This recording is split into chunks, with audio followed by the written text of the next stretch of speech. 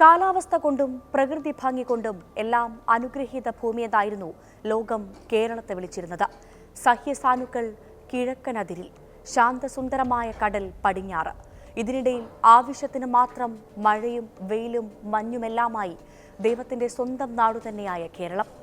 കുറച്ചു വർഷങ്ങളായി ഇങ്ങനെയല്ല കാര്യങ്ങൾ. മഴക്കാലമായാൽ കാര്യങ്ങൾ കൈവിട്ടു പോകും. കൃത്യമായി പറഞ്ഞാൽ 2018 പ്രളയം മുതൽ പിന്നാലെ വന്ന വർഷങ്ങളിൽ മഴക്കാലം ഒട്ടും ശാന്തമായിരുന്നില്ല. മഴയ്ക്കൊപ്പം പെയ്തിറങ്ങിയ ദുരന്തങ്ങൾ കവർന്നെടുത്തത് നിരവധി ജീവനുകൾ. കേരളം പലപ്പോഴും കണ്ണു തുറന്നുണർന്നത് വലിയ ദുരന്ത വൃത്താന്തങ്ങളിലേക്കായിരുന്നു. പെട്ടിമുടിയും കവളപ്പാറയും പുത്തുമലയും എല്ലാമായി. ഒടുവിലിതാ ഈ വർഷം കേരളം കണ്ട ഏറ്റവും വലിയ ദുരന്തമായി 3 ഗ്രാമങ്ങളെ നിമിഷ നേരം കൊണ്ട് തൂത്തു തുടച്ചു കളഞ്ഞ വയനാട് ഉരുൾപൊട്ടൽ. ഇനിയും കണ്ടെത്താനുള്ള മണ്ണിനടിയിൽ പെട്ടുപോയ മനുഷ്യർ, പ്രകൃതിയുടെ സംഹാര താണ്ഡവത്തിൽ സർവ്വതും നഷ്ടപ്പെട്ട് നെട്ടോട്ടമോടുന്ന മനുഷ്യജീവിതങ്ങൾ, കണ്ണീര് കുതിർന്ന അവസാന ശ്വാസത്തിന്റെ പിടച്ചിലേറ്റ ചളിമണ്ണാണ് നമ്മുടെ കാൽക്കീഴിൽ.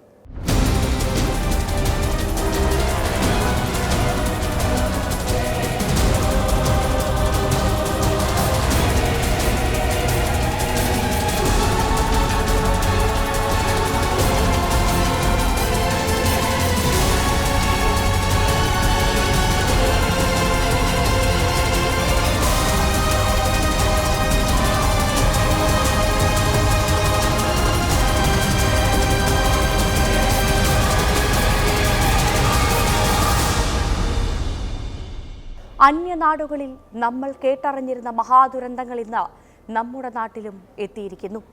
അതിജീവനത്തിനപ്പുറം ശാശ്വത പരിഹാരമെന്തെന്ന് കണ്ടെത്താൻ ഇനിയും നമുക്കാവുന്നില്ല. ദുരന്തങ്ങൾ ഒട്ടനവധി അനുഭവിച്ചു. ഇനിയും ഒന്ന് താങ്ങില്ല ഈ നാട്. പക്ഷേ എല്ലാം ഇതുകൊണ്ട് അവസാനിച്ചു. ഇനി നമുക്ക് സ്വസ്ഥമായി ഉറങ്ങാമോ? ഒരിക്കലും ഇല്ലെന്നാണ് ഉറപ്പിച്ചു പറയാവുന്ന ഉത്തരം.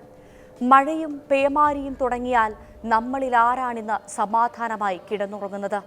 പണ്ട് പെയ്തിരുന്ന മഴ പോലെയല്ല, കനത്തു പെയ്യുന്നത് പെട്ടെന്നാണ്. പലപ്പോഴും മേഘവിസ്ഫോടനങ്ങൾ പതിവ്. മഴ പെയ്താൽ നമ്മുടെ ഡാമുകൾ നിറയാൻ അധിക നാളൊന്നും വേണ്ടിവരില്ല. അങ്ങനെയൊരു ഡാമാണ് നമ്മുടെ എല്ലാം ഭീതിയുടെ അണ പൊട്ടിക്കുന്നത്. അനുഭവിച്ചു കഴിഞ്ഞ ദുരന്തങ്ങളെക്കാൾ ആഘാതമേറിയൊരു ദുരന്തമായിരിക്കും അങ്ങനെയൊന്ന് സംഭവിച്ചാൽ ഉണ്ടാവുക. ആർക്കും ഇന്നും മറുപടിയില്ല ആ ചോദ്യത്തിന്. മുല്ലപ്പെരിയാർ പൊട്ടുമോ? പ്രകൃതി കനിഞ്ഞനുഗ്രഹിച്ച ഇടുക്കി എന്ന മിടുക്കിയുടെ മടിത്തട്ടിൽ തേയില വിളയുന്ന മലമടക്കുകൾ, ഏലമലക്കാടുകൾ, കറുത്ത പൊന്നടക്കം നാനാവിധ വിളകൾ വിളയുന്ന മണ്ണാണ് ഇവിടുത്തേത്. നമ്മൾ ഒരുപാട് തവണ ചർച്ച ചെയ്ത വിഷയമാണ് മുല്ലപ്പെരിയാറിനെ കുറിച്ചുള്ളത്. പക്ഷേ പരിഹാരമൊന്നും ഉണ്ടായിട്ടില്ലെന്നു മാത്രം. ഓരോ മഴക്കാലം വരുമ്പോഴും പതിവ് പോലെ ഇടുക്കിക്കാർ നെഞ്ചത്ത് കൈവച്ച് പ്രാർത്ഥിക്കും. വൃഷ്ടിപ്രദേശങ്ങളിൽ മഴ കനത്ത് നീരൊഴുക്ക് വർദ്ധിക്കുന്നു എന്ന വാർത്ത വരുമ്പോൾ മുല്ലപ്പെരിയാറിലെ ജലനിരപ്പ് ഉയർന്നതുപോലെ മലയാളിയുടെ ഉള്ളിലെ ഭീതിയും നിരപ്പും ഉയരും. പഠനങ്ങളും ചർച്ചകളും ഒരുപാട് കഴിഞ്ഞു.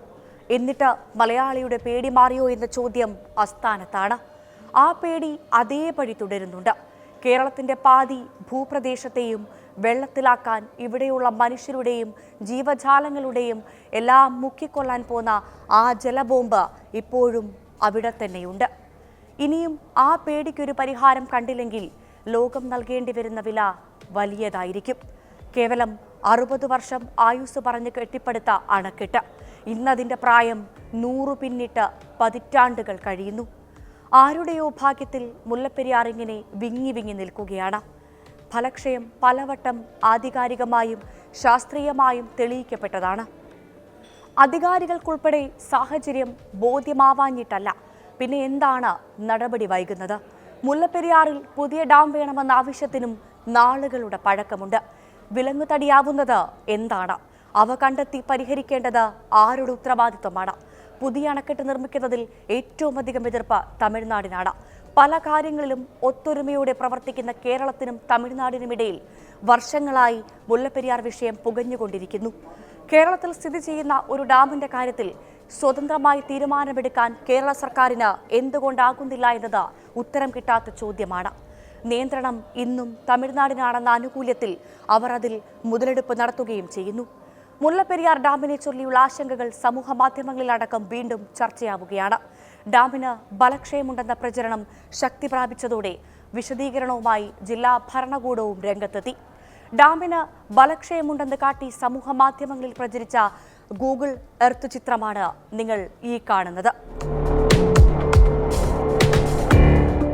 പ്രമുഖർ ഉൾപ്പെടെ ചിത്രം പങ്കുവച്ചതോടെ ഡാം വലിയ ദുരന്തം വിതയ്ക്കാൻ ഒരുങ്ങുകയാണെന്ന രീതിയിൽ ചർച്ചകളുമുണ്ടായി. ഇത്തരം ചർച്ചകൾക്കായി സമൂഹ മാധ്യമങ്ങളിൽ കൂടുതൽ ഗ്രൂപ്പുകൾ രൂപീകരിക്കപ്പെട്ടതോടെയാണ് ജില്ലാ ഭരണകൂടം വിശദീകരണവുമായി എത്തിയത്. ആശങ്കപ്പെടേണ്ട സാഹചര്യമില്ലെന്നാണ് ഇടുക്കി ജില്ലാ കളക്ടർ ഫേസ്ബുക്കിൽ കുറിച്ചത്. ഡാമിലെ ജലനിരപ്പ് നിലവിൽ 131.70 അടിയാണ്. 136 അടിയിലെത്തിയാലേ സ്പിൽവേ ഷട്ടറുകളുടെ ലെവലിൽ വെള്ളമെത്തും.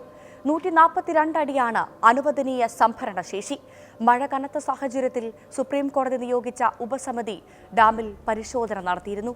മുല്ലപ്പെരിയാറിൽ പുതിയ അണക്കെട്ട് നിർമ്മിക്കാനുള്ള കേരളത്തിന്റെ നീക്കത്തെ തമിഴ്നാട് സർക്കാർ എതിർക്കുകയാണെങ്കിലും കേരളം ആവശ്യത്തിൽ ഉറച്ചു നിൽക്കുകയാണെന്നും കളക്ടർ അറിയിച്ചു. നിനച്ചിരിക്കാതെ വയനാട് ദുരന്തം നാടിനെ വിറപ്പിച്ചപ്പോൾ മുല്ലപ്പെരിയാർ ഉയർത്തുന്ന ആശങ്ക കാണാതെ പോകരുതെന്ന് എംപിമാരും ആവശ്യമുന്നയിച്ചു കഴിഞ്ഞു. മുല്ലപ്പെരിയാർ ഡാം ഡീകമ്മീഷൻ ചെയ്യണമെന്നാവശ്യപ്പെട്ട ഡീൻ കുര്യാക്കോസ് MP ലോക്സഭയിൽ കഴിഞ്ഞ ദിവസം അടിയന്തര പ്രമേയത്തിന് നോട്ടീസ് നൽകിയിരുന്നു. ഡാമിന് സമീപത്തുള്ള ജനങ്ങളുടെ ജീവൻ അപകടത്തിലാണെന്നും വിഷയം സഭ നിർത്തിവെച്ച് ചർച്ച ചെയ്യണമെന്നുമാണ് നോട്ടീസിൽ ആവശ്യപ്പെട്ടിരിക്കുന്നത്. മുല്ലപ്പെരിയാറിലുള്ളത് ജലബോംബാണെന്നും പുതിയ ഡാം വേണമെന്നുമാണ് ആവശ്യമെന്നുകൂടി MP പറഞ്ഞത് സാധാരണക്കാരന്റെ നെഞ്ചിടിപ്പേറ്റുന്നതാണ്. അണക്കെട്ട് വിദഗ്ധ പരിശോധനയ്ക്ക് വിധേയമാക്കണമെന്ന് ഹാരിസ് പീരാൻ MPയും രാജ്യസഭയിൽ ആവശ്യപ്പെട്ടിരുന്നു. മുല്ലപ്പെരിയാർ ഡാമിന് അപകടം സംഭവിച്ചാൽ അത് ഇടുക്കി അണക്കെട്ടിന്റെ വരെ തകർച്ചയ്ക്ക് കാരണമായേക്കാമെന്നാണ് വിദഗ്ധർ ചൂണ്ടിക്കാട്ടുന്നത്. മുല്ലപ്പെരിയാർ ഏതെങ്കിലും തരത്തിൽ തകർച്ചയിലേക്ക് പോയാൽ വെള്ളവും കല്ലും ചെളിയും അടക്കം 36 കിലോമീറ്റർ താഴെയുള്ള ഇടുക്കി അണക്കെട്ടിലേക്ക് കുത്തിയൊലിച്ചെത്തും. മിനിറ്റുകൾക്കുള്ളിൽ വെള്ളം ഇടുക്കി ഡാമിലെത്തുമെന്നാണ് പറയുന്നത്. താങ്ങാനാകാത്ത വെള്ളം ഇടുക്കി അണക്കെട്ടിലെത്തുന്നതോടെ ഡാം തകരും. ആർച്ച് ഡാമായ ഇടുക്കിക്ക് മുല്ലപ്പെരിയാറിൽ നിന്നുള്ള വെള്ളവും ചളിയും കുതിച്ചെത്തിയാൽ അത് തടുത്തു നിർത്താനാവില്ല.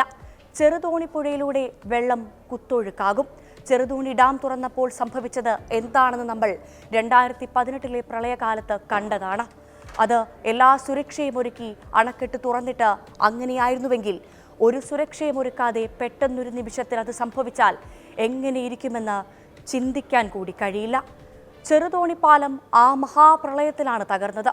പിന്നീട് പുതിയ പാലം നിർമ്മിച്ചിട്ടേയുള്ളൂ. ഇടുക്കി തകർന്നാൽ പെരിയാറിലേക്ക് തടയാനാവാത്ത ജലപ്രവാഹമുണ്ടാകും.